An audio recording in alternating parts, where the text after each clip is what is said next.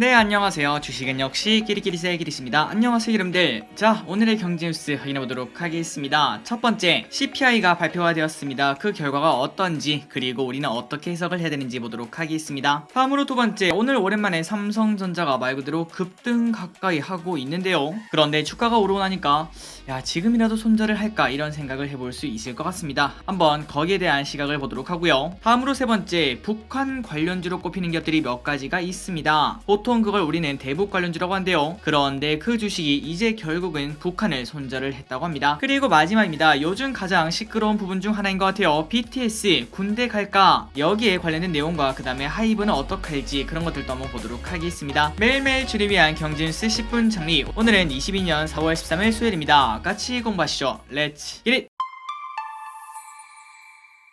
자, 오늘 또 파이팅 있게 첫 번째 뉴스 확인해 보도록 하겠습니다. 인플레 우려에 뉴욕 증시 하락. 뉴욕 증시 주유수가 어제 일제히 하락을 했습니다. 그 이유가 뭔가 봤더니 인플레이션에 따른 당국의 공격적 긴축 가능성, 이때까지 있던 리스크겠죠. 그 우려가 지속적으로 나오며 하락을 했다고 한데요. 하지만 장중에는 나스닥이 무려 2%나 오르는 그런 흐름도 나타냈었는데, 그렇다면 그건 또 왜 그런가 봤더니 장중에 CPI가 예상만큼 나오면서, 그러니까 예상치에서 벗어나지 않았다는 거겠죠. 그래서 많은 사람들이 야, 이 정도면 그래도 예상에 부합했다, 이제 악재는 소멸이다, 이러한 생각에 주가가 올랐다고 볼 수 있는데, 그런데 결국은 야, 그런데 어차피 바뀌는 건 없잖아, 긴축은 그대로 될 거 아니야, 이런 생각에 주가가 빠졌다고 볼 수 있습니다. 자, CPI에 대한 내용은 다음 뉴스에서 조금 더 보도록 하고요. 그리고 토니 블링컨 미국 국무장관은 러시아군의 화학무기 사용 주장에 대해서 러시아군이 우크라이나 항구 도시 마리우폴을 공격하면서 화학작용제를 사용했을 수 있다, 이러한 믿을만한 정보를 가지고 있다고 합니다. 그리고 이 정보는 우크라랑 공유를 했다고 한데요. 다만 러시아군이 사용한 화학작용제가 화학전에 쓰이는 조금 심각한 무기 수준인지 아니면은 그냥 단순한 시위 진압용 수준인지 거기에 대해서는 밝히지 않았다고 합니다. 그리고 다음입니다. CPI를 조금 더 보도록 하겠습니다. 미국 CPI 40년 내 최고지만 근원 CPI는 둔화를 했다고 합니다. 그래서 인플레 정점 친 듯 이러한 시각이 나왔다고 하는데요. 빠르게 보도록 할게요. 미국 노동부는 3월 CPI가 전년 대비 8.5% 상승했다고 발표를 했습니다.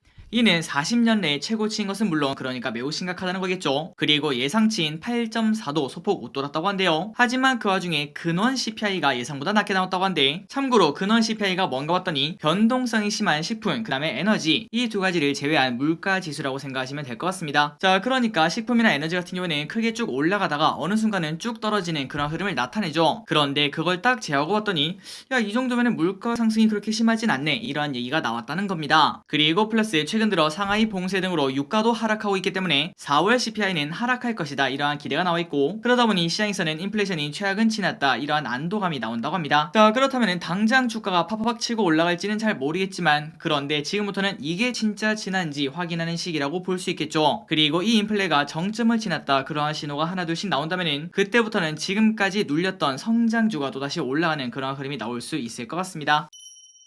그리고 다음입니다. 어제 나왔던 뉴스인데 마침 이것도 같이 보면 좋을 것 같더라고요. 한번 읽어보도록 할게요. 미국 국채금리가 전례 없이 빠르게 상승해 추가적인 상승 여력은 크지 않다고 한국투자증권이 분석을 했다는 소식입니다. 한국투자증권의 윤소정 연구원은 미국 국채 가격과 200일 이동평균 사이 괴리가 역사상 가장 큰 수준으로 벌어졌다고 하는데요. 그 말인즉슨 10년물 금리가 전례 없이 빠르게 올랐다는 것을 의미를 한다고 합니다. 그리고 세상 모든 것들은 빠르게 올라가면은 조정이 따라오는 게 당연한 이치 아니겠습니까? 그런데 지금 미국 국채 가격 200일 이동평균 사이가 엄청나게 벌어져 있다고 하니까 지금부터는 조금 잠잠해지고 이 이평선이 좀 줄어드는 그런 현상이 나타나지 않겠나, 이런 생각을 해볼 수 있다고 합니다. 그리고 단순히 차트만 봤을 때 이런 걸 느끼는 게 아니라 그 근거도 있다고 하는데요. 5월 FOMC 이제 한 달 정도가 남았네요. 그때 50bp 빅스텝 인상과 자산 정상화 발표를 시작으로 인상기 초반 더 많은 인상을 단행하는 방식을 취하게 된다면 연준이 지향하는 경기 수급 균형을 보다 빨리 달성하는 것으로 많은 사람들은 여기에 대해서 지금 현재 걱정을 하고 있지만, 그런데 채권금리 상승 재료의 소진으로 이어질 수 있다고 합니다. 그러니까 뭔가 말이 길지만 이 한 단어로 정리를 할 수 있겠죠. 선반영이라고 말할 수 있습니다. 그리고 플러스 하반기에 본격적으로 나타날 물가 상승률 하락 속도, 이거를 확인하기 전까지는 상승 재료가 계속 약해진다고 판단해 시장금리 상승세가 둔화될 것으로 예상한다고 밝혔다고 합니다. 자, 그러니까 시장을 짓누르던 악재 중 하나였죠. 금리 상승. 이 부분이 이제는 조금은 사라질 가능성이 현재 보인다고 합니다. 긍정적인 신호라고 볼 수 있겠죠. 그리고 다음입니다. 또 한 가지 악재죠. 그걸 보도록 하겠습니다. 푸틴 평화협상 막다른 길, 전쟁 취소 의지 시사. 블룸버그 로이터 통신에 따르면 푸틴 대통령은 벨라루스 대통령과 공동 기자회견을 했는데 이날 회견에서 이른바 부차 학살, 여기에 대해서 푸틴 대통령은 어김없이 혐의를 부인을 했다고 합니다. 그리고 이어서 푸틴 대통령은 7주간의 공세는 계획대로 진행되고 있다며, 그리고 그러면서 우크라이나와의 평화 합의가 이루어지지 않는 한 군사작전은 최종 임무가 완수돼 작전 시작 단계에서 정한 과업이 달성될 때까지 계속될 것, 이렇게 강조를 했다고 합니다. 그러니까 전쟁을 계속 이어나가겠다 이런 말을 했는데, 그런데 그 와중에도 평화 합의 이 단어를 열어놓은 걸 확인할 수 있죠. 자, 한 2주 전인가요? 그때 푸틴이 5월 초인가 그때 종전선언을 원한다고 하는데 진짜 그때까지 갈지, 그런 부분을 생각을 해봐야 될 것 같습니다. 어쨌든 이 뉴스가 더 이상의 악재로 작용되진 않지만 그렇다고 전쟁이 계속되면 안 되겠죠. 빠르게 종전선언 소식이 나와서 그 나라에도, 그 다음에 우리나라 증시에도 모두가 행복한 호재가 꼭 나왔으면 좋겠습니다. 다음입니다. 머스크가 살 줄은 꿈에도 몰랐다. 캐시우드 트위터 지분 대부분 매도. 자, 조금은 재미있는 뉴스입니다. 빠르게 보도록 하겠습니다. 아크 인베스트먼트의 돈나무 언니죠. 캐시우드가 트위터 지분을 대부분 정리한 것으로 알려졌습니다. 그리고 그 정리 시점은 지난 몇 달 동안 열심히 팔았다고 하는데요. 그렇다면 이렇게 매도한 이유가 뭔가 봤더니 트위터 매각 결정은 잭 도시 트위터 전 CEO의 사임 때문이라 밝혔다고 합니다. 그러니까 전 CEO가 바뀌면서 트위터 경영진의 리더십이 흔들릴 것으로 예상해 지난해 11월부터 차례대로 정리를 하기 시작했다는 거겠죠. 그런데 그 와중에 트위터 하니까 기분들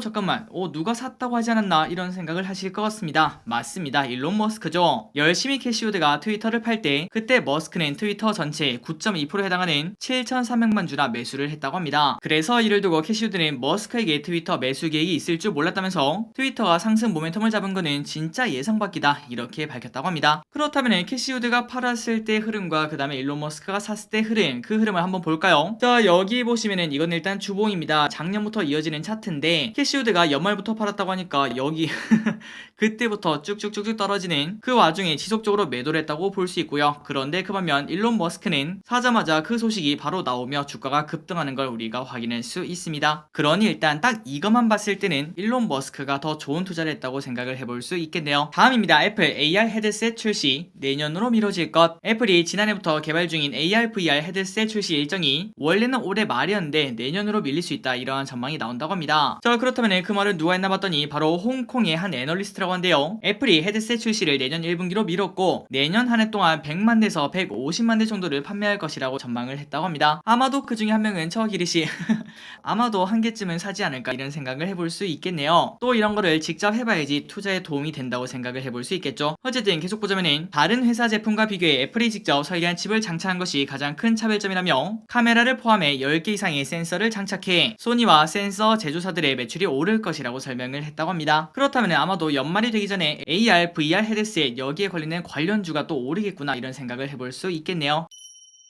그리고 이어서 보도록 하겠습니다. 이 뉴스는 약간 일본이랑 관련된 뉴스라고 볼 수 있는데 하지만 이 뉴스를 우리나라에 또 대입을 해볼 수 있겠죠. 빠르게 보도록 하겠습니다. 엔저 당분간 취소, 일본 수출 리오프닝 업체 주목. 한국투자증권은 당분간 엔화 약세 기조가 이어질 가능성이 높다는 점에서, 참고로 지금 엔화가 엄청나게 약세이기 때문에 어떻게 보면은 일본 여행 가기 가장 좋은 때라고 생각을 해볼 수 있습니다. 어쨌든 이러한 이유 때문에 일본의 수출 기업과 함께 리오프닝 관련 업체도 관심을 기울일 필요가 있다 이렇게 조언했다고 한데요. 자, BOJ는 현재 완화적 기조를 유지하고 있는데 원유 가격 상승으로 42년 만에 경상수지 적자가 예상돼 현 기조를 변경하는데도 부담이 큰 상황이라고 합니다. 그래서 결국 엔화 약세가 지속적으로 이어질 것 같은데, 이러면은 일본 내 수출 업체들의 가격 경쟁력이 좋아지고 외국인의 일본 내 소비가 늘어나는 영향이 반영될 수 있어 GDP는 높아질 것으로 예상이 된다고 합니다. 따라서 기조가 변하기 쉽지 않을 것이라고 볼 수 있다고 하네요. 그래서 결국 지금 현재 일본 내에서는 토요타, 닌텐도, 혼다 자동차 이러한 수출 기업들이 좋은 흐름을 나타내고 있고, 그리고 일본 정부의 코로나 관련 규제가 완화가 되고 있으며 4월 29일부터는 일본 내 골든 위크가 시작되기 때문에 리오프닝 기업을 조금 관심있게 봐야 되지 않나 이런 생각을 해볼 수 있다고 합니다. 자, 그렇다면 우리나라에 대입하면 어떻게 될까요? 일단 첫 번째, 방금 전에 말씀드렸다시피 우리나라에서 일본으로 가는 사람들, 그리고 다른 나라에서도 일본으로 가는 사람들이 많아질 거라고 볼 수 있으니까 결국은 일본의 면세점이 조금 장사가 잘 되겠구나 이런 생각을 해볼 수 있고, 거기에서 수혜를 받을 수 있는 우리나라 기업이 있는지 그런 것들을 찾아볼 필요가 있다고 볼 수 있겠죠. 그리고 플러스 엔저가 이어지면 일본에서 중국에서 나오는 그러한 제품의 가격이 낮아진다는 소리니까 그 제품을 가지고 뭔가를 만드는 기업들은 상대적으로 원재료 가격이 줄어든다고 생각을 해볼 수 있겠죠. 어쨌든 일본의 엔저 현상이 당분간 지속될 전망이라고 합니다. 자, 다음입니다. 오늘 오랜만에 삼성전자 오르고 있습니다. 관련 뉴스 빠르게 보도록 하겠습니다. 눈물의 물타기 나선 개미 삼성전자 신저가 찍을 때 2.5조 순매수. 끝모르고 추락하던 삼성전자의 주가가 강세입니다. 외국인이 간만에 매수에 나서고 있다고 한데요. 그런 와중에 시가총액은 400조를 회복했고 최근 들어 삼성전자를 대거 수매수한 개인 투자자의 물타기가 빛을 발할지 주목이 된다고 합니다. 그렇다면 갑자기 외국인이 이렇게 사는 이유가 뭔가 봤더니 미국 3월 소비자 물가지수 CPI 발표 후에 물가가 고점에 다다른 거 아닌가, 이러한 분석과 함께 외국인의 매수가 들어온 것으로 보인다고 합니다. 물론 이게 계속 이어질지는 추가적으로 봐야겠지만 일단은 지금 현재 매수가 들어오고 있다는 거 충분히 큰 장점이라고 볼 수 있겠죠. 그리고 한편 신한금융투자연구원은 매크로 불확실성이 지속되고 있지만 현재 주가는 강한 하방 경직성을 보일 전망이라며 주당 순자산 BPS 증가와 주가 순자산 비율 PBR 상승을 반영할 차례라고 말을 했다고 합니다. 그러니까 삼성전자 더 이상 빠질 데가 없다는 거겠죠. 그래서 지금 현재 삼성전자의 차트를 봤는데 그런데 아직까지 떨어지는 칼날입니다. 방심하기는 일러요. 그런데 정말 오랜만에 조금 양봉을 띄우고 외국인의 매수가 현재 들어오고 있는 걸로 보이는데 과연 앞으로 추가적인 상승이 나올 수 있을지 그런 것들을 생각해보시면 좋을 것 같고, 그리고 개인적인 생각으로 지금 현재 주가가 조금 올랐다고 바로 매도하기는 좀 너무 늦지 않았나, 그리고 지금 가격은 너무 매력적이지 않나, 이런 생각을 해봅니다. 물론 앞으로의 일은 알 수가 없습니다. 생각지도 못한 악재가 터질 수도 있고요. 지금 가격이 무조건 저점입니다. 이렇게 말하기는 당연히 어렵습니다. 그렇게 말하면 사기꾼이고요. 하지만 개인적으로 저 기리씨 그냥 삼성전자를 지금 현재 왜 투자하고 있는가 그거를 물어보신다면은 딱 지금 가격에서는 더 떨어질 수도 있겠지만 그런데 결국은 회복하는 자리라고 생각을 해볼 수 있습니다. 하루하루 주가는 모르겠지만 그러나 몇 달을 딱 봤을 때는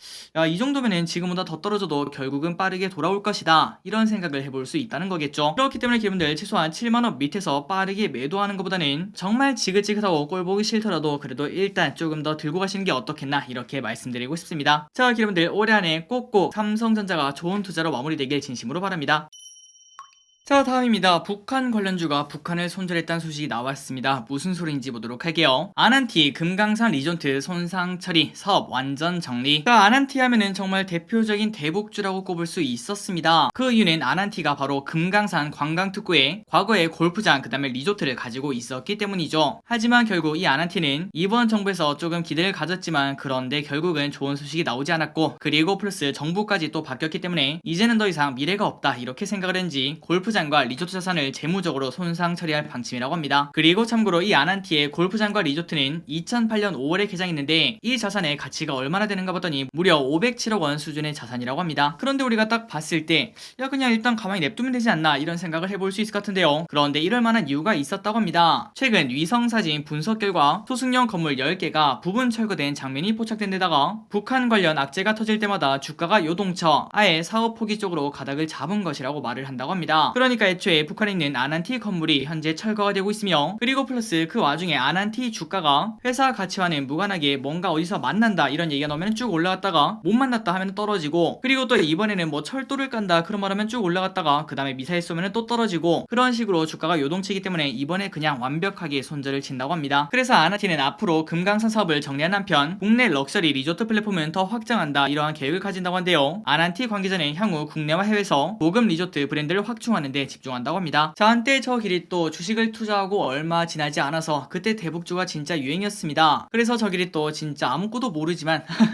야 이거 된단다 이런 말을 듣고 열심히 투자했던 기억인데요. 그 아난티에서 이제 이러한 결정을 내렸다고 합니다. 다음입니다. 배달시킬 때 여러분들 리뷰 많이 보시죠. 저 길이 또 진짜 많이 보는데요. 하지만 그거 허위 리뷰일 수도 있다고 합니다. 한번 내용을 보도록 하겠습니다. 배달의 민족도 놀랐다. 배달음식 허위 리뷰 이 정도일 줄은. 배달 가게 점주에게 돈을 받고 허위로 긍정적인 리뷰를 작성하는 사례가 배달 어플리케이션 내에서 지속적으로 발생을 한다고 합니다. 당연히 이는 불법이겠죠. 그래서 배달의 민족은 작년 6월부터 리뷰 조작이 의심되는 업주의 데이터를 분석해 차단하는 조치를 지속적으로 취하고 있으며, 그리고 12월부터는 AI를 활용한 고도화 모델을 탑재를 했다고 합니다. 가면 갈수록 허위 리뷰의 주문 수법이 다양해지고 복잡해지는 거, 그거를 잡기 위해서 AI를 가져왔다는 거겠죠. 게다가 최근에는 전문적으로 허위 리뷰를 작성해주는 그런 업체까지 나오고 있는데요. 한편 지난해 5월에는 다수의 업주에게 의뢰를 받아서 총 350회에 걸쳐 허위 리뷰를 작성한 A씨에 대해서 실현 분명히 선고된 바도 있다고 합니다. 자, 이런 허위 리뷰는 있으면 안 되겠죠. 그런데 딱 한 군데 있어도 되는 곳이 있습니다. 그게 어디냐면은 바로 기리세 주식 기세 주식 노트죠. 그러니 여러분들 마음껏 여러분들의 긍정적인 의견을, 부정적인 건 안 됩니다. 긍정적인 거를 적어주시면 진심으로 감사할게요. 다음입니다. 최근 가장 시끄럽죠. BTS 관련 뉴스 보도록 하겠습니다. BTS 병력 틀레 결론 날까? 엔터 대장주 하이브 주가 주춤. 일단 우리가 지금 생각을 해봐도 BTS가 없으면 하이브 주가는 좀 빠질 수밖에 없을 것 같습니다. 그 부분은 당연히 어쩔 수가 없겠죠. 그러다 보니까 하이브 그 다음에 팬분들은 당연히 BTS가 안 갔으면 좋겠다 이런 생각을 조금은 할 것 같은데요. 그런데 그런 와중에 병력 특례 이야기가 나오고 있다고 합니다. 내용을 한번 이어서 보도록 할게요. 최근 하이브 주가에 영향을 미친 것은 글로벌 금리 인상 기조와 BTS의 군입대 가능성으로 이러한 리스크가 동시에 작용해 주가가 빠지고 있다고 합니다. 그리고 그 와중에 대중문화예술인에게 병력 특례 혜택을 주는 법안인 일명 BTS 병력 특례법이 국회 국방위원회 법안 심사 소위에 상정되었으나 여야 의원들의 찬반이 엇갈려 통과가 잠정 보류된 상태라고 합니다. 자, 지금까지는 하이브의 대부분 이익은 BTS의 활동으로부터 나올 정도로 의존도가 매우 높습니다. 하이브 레이블 중 BTS와 그 다음에 투모로우바이투게더 이 두 개가 소속된 빅히트 뮤직의 지난해 영업이익은 1270억으로 전체 영업이익의 무려 67%가 BTS의 영업이익이라고 볼 수 있겠죠. 물론 상장 전에는 90%에서 조금 줄어들긴 했지만 그럼에도 매우 높다고 볼 수 있습니다. 자, 그런 와중에 메리츠증권 연구원은 하이브는 올해 높은 실적과 포트폴리오 다각화 작업, 게다가 고마진 신사업 흥행 가능성 등을 고려했을 때 여전히 매력적이라며 오는 5월 첫 번째 걸그룹 르세라핌 데뷔와 사나 레이블의 신인 걸그룹 데뷔 예정 등 BTS 의존도는 지속해서 하락할 것이라고 전망을 한다고 합니다. 그런데 의존도가 이렇게 계속 낮아진다고 하더라도 그 의존도가 0으로 떨어지는 건 아니겠죠. 그렇기 때문에 BTS의 빈자리가 크다고 볼 수 있는데 과연 병력 특례를 BTS가 받을 수 있을지 여기에 대해서 정말 많은 투자자분들이 관심 있게 볼 것 같습니다.